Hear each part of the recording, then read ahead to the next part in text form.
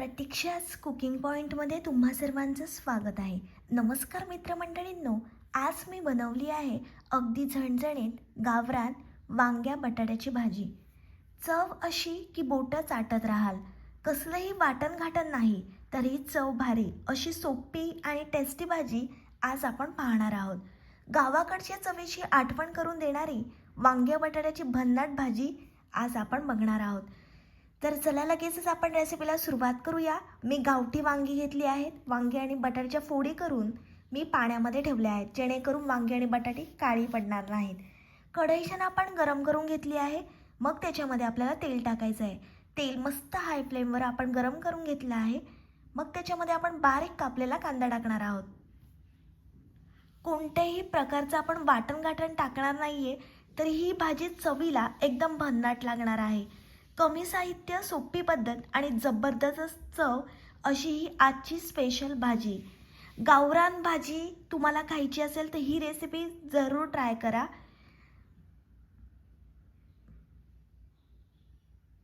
छान आपण लालसर रंग येईपर्यंत कांदा परतून घेतलेला आहे. जर तुम्हाला झणझणीत आणि रसाळ भाजी आवडत असेल तर ही रेसिपी तुमच्यासाठीच आहे. आता आपण त्याच्यामध्ये थोडंसं हिंग, अर्धा चमचा हळद टाकली आहे. घरगुती आगरी कोळी मसाला आपल्याला टाकायचा आहे. मस्त झणझणीत अशी भाजी बनवणार आहोत आपण. दररोजच्या भाज्यामध्ये थोडा बदल हवा असेल तर ही गावरान स्टाईल नक्की ट्राय करा. घरच्या घरी अगदी कमी वेळात तयार होणारी ही टेस्टफुल भाजी तुम्ही नक्की शेवटपर्यंत बघा. मस्त आपण मसाले परतून घेतले आहेत. आता आपण त्याच्यामध्ये वांग्या बटाट्याच्या फोडी टाकणार आहोत. छान जोपर्यंत मसाल्याची कोटिंग येत नाही तोपर्यंत आपल्याला एकजीव करून घ्यायचं आहे.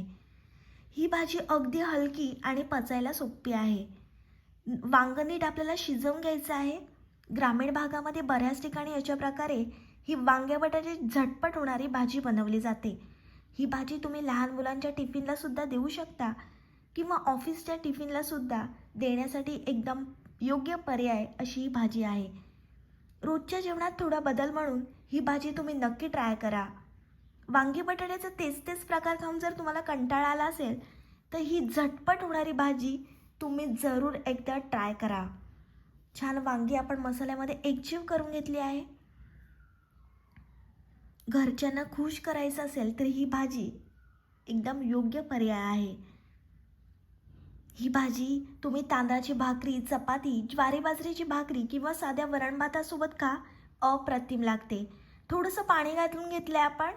वांगे आणि बटाटा आपल्याला व्यवस्थित शिजवून घ्यायचं आहे. ही भाजी आपण एकदम सुक्की नाही बनवणार तर थोडी रसाळ अशी बनवणार आहोत. वांगी बटाट्याचा एक सुगंध येतो ना, तो सुगंध आल्यानंतर भूक लागायला लागते. छान आपण त्याच्यामध्ये चवीप्रमाणे मीठ घालून घेणार आहोत. ही भाजी गावाकडच्या साध्या मातीची आणि चवीची गोड आठवण करून देणारी आहे. प्रत्येक घासात घरगुती ऊब आणि आपलेपणा जाणवतो. आपण छोटे 2 चमचे साखरसुद्धा घालून घेतलेली आहे. लहानांपासून मोठ्यांपर्यंत सगळ्यांना आवडेल अशी ही भन्नाट रेसिपी आहे.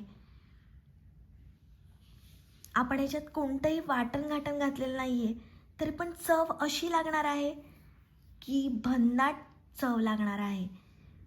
2 ते 3 मिनिटांसाठी आपण झाकण ठेवून एक वाफ दिली आहे. कवळी वांगी असल्यामुळे बघू शकता वाफेवरच वांगी आपली शिजत आलेली आहेत. तुम्ही जेव्हा वांग्याची भाजी बनवाल तेव्हा एक गोष्ट लक्षात ठेवायची, कोवळी वांगी वापरा. त्याच्यामुळे भाजीला आणखी चव येते. पुन्हा आपण थोडंसं पाणी घालून घेणार आहोत, कारण आपल्याला थोडी रसाळ अशी भाजी बनवायची आहे. साधी वांगी बटाट्याची भाजी पण चव मात्र एकदम हॉटेललाही टक्कर देणारी आहे. 2 मोठे चमचे मी शेंगदाण्याचा कूट घातलेला आहे.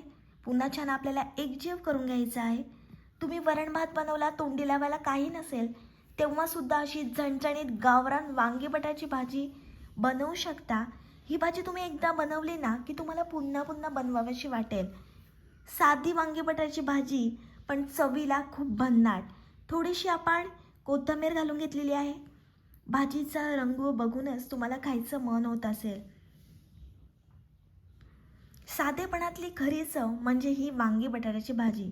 पुन्हा आपण 2 ते 3 मिनिटांसाठी झाकण ठेवलं होतं. छान वांगी बटाटे आपले शिजलेली आहे. अगदी कमी वेळात बनणारी ही भाजी आहे.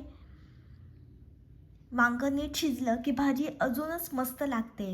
ही भाजी अगदी हलकी आणि पचायला सोपी आहे. साध्या मसाल्यातली खास चव तुम्हाला नक्की आवडेल. घरगुती स्टाईलमध्ये बनवलेली भाजी नेहमीच खास असते. गरमागरम वांगी बटाट्याची भाजी खाण्यासाठी तयार आहे. ही भाजी बनवायला जितकी सोपी आहे ना, तितकीच खूप टेस्टी आहे. वांगी बटाट्याची भाजी तुम्हाला आवडली असेल तर व्हिडिओला लाईक, कमेंट, शेअर आणि चॅनलला सबस्क्राईब करायला विसरू नका. भेटूया अशाच एका नवीन रेसिपीसोबत. तोपर्यंत मस्त खा आणि स्वस्त रहा.